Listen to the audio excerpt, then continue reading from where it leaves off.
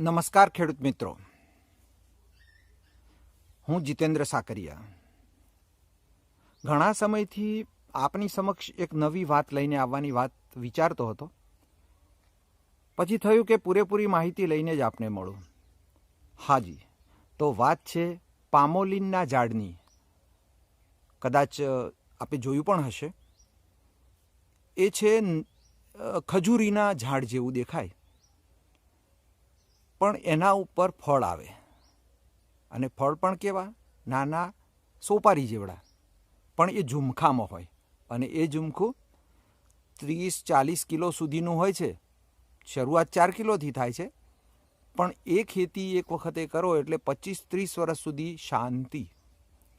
અને એનું વાવેતર ગુજરાતની અંદર 4 કંપનીઓ કરે છે. હવે દરેક કંપની પોતાની રીતે વાવેતર કરાવે છે. 1 વીઘોનું વાવેતરનો ખર્ચો 2000 રૂપિયા, બધા રોપા સાથે વાવવા સાથે. એટલે બીજું ખર્ચો બહુ નથી, પણ રાખવાનું છે એને 25 વર્ષ 30 વર્ષ સુધી. કોન્ટ્રાક્ટ કરે છે કંપનીઓ આપણી સાથે. અને એ જે ઝાડ છે એને 3 વર્ષ તો કમસે કમ 3 વર્ષ પછી એમાં ઉત્પાદન શરૂ થાય છે. અને એ ઉત્પાદન 4 કિલોનું એક ફળ દર 15 દિવસે એક ઝાડ ઉપરથી મળે છે. તો 12 મહિને આપણે સમજીએ કે 24-25-30 સુધી મળે છે, પણ 24-25 જેવા આપણને મળે છે ફળ એકમાંથી. 25 ફળ, 4 કિલો વજન, એટલે કેટલા થયા? 100 કિલો. 100 કિલો વજન અને 13 રૂપિયા ને 60 પૈસાનો ભાવ છે અત્યારે. જ્યારે શરૂઆત આની 3 વર્ષ પહેલાં કરી હતી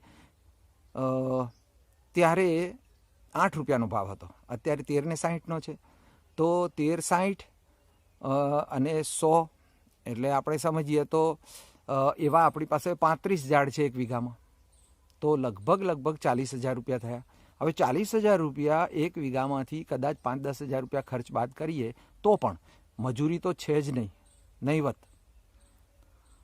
તો એ વાવેતર કરીને આપણે સારા પૈસા કમાઈ શકીએ.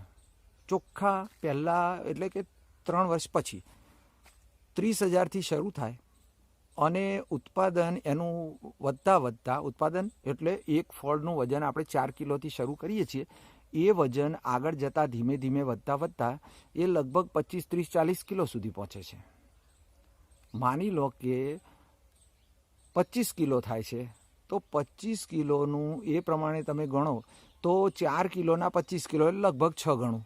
તો આવક પણ 6 ગણી. અને એ વખતે 3-4 વર્ષ પછી 5 વર્ષ પછી તો વાવેતર વધારે થશે, તો ઉત્પાદને વધશે, અને એ લોકો એક્સપોર્ટ કરવાના પ્લાનિંગમાં છે. તો ઉપર જતાં આપણને ભાવ પણ સારા મળશે, અને વજન તો વધતું જ જવાનું છે.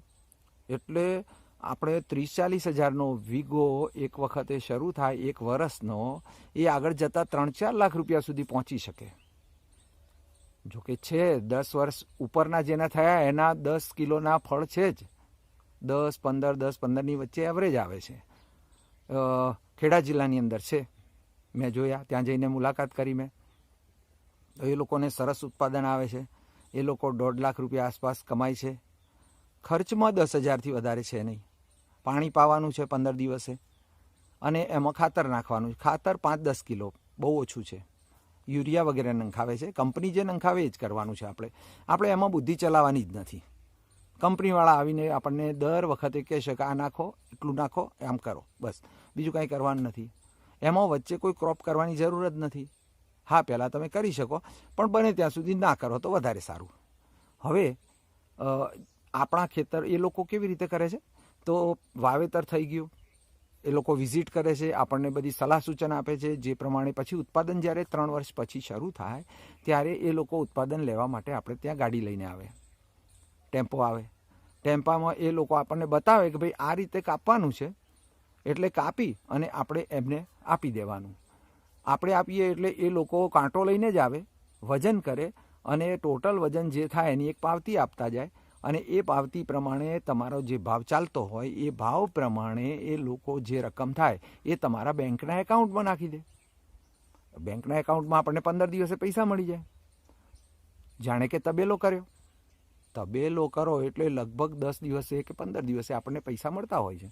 એ જ રીતે તમારી રેગ્યુલર ઇન્કમ, એમાં કોઈ સિઝનનો પ્રશ્ન નથી. 12 મહિના આ કામ ચાલુ. એક વખત વાવેતર કરો એટલે પછી તમારું કામ ચાલુ, કોઈ પ્રશ્ન જ નથી. તો ખરેખર સારી ખેતી છે ને ખેડૂત મિત્રો.